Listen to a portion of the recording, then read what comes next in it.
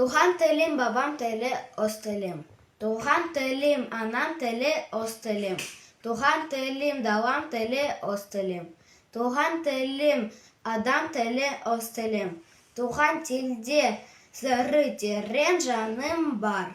Туған тілде әнім менен сенім бар. Туған тілім тіл болған қалса егер. Жүрегімді сұрып ақ алыңдар. Балалар оқуға бар, жатпа қарап, жуынып кейіндер, шапшанырақ. Шақырды тауық мені әлде қашан, қарап тұр терезеден күн жылтырап. Адамда ашқан қыста жүрген анда, жұмыссыз тек тұрған жоқ, ешбір жанда.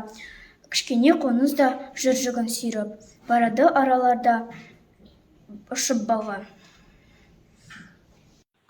Пусть в мире много разных языков, и в Казахстане их почти 130, но есть на свете пару важных слов, что сердцем не должны переводиться. Они звучат на разных языках, но смысл их понятен даже детям. Да будет мир сегодня и в веках, да будет дружба вечно на планете.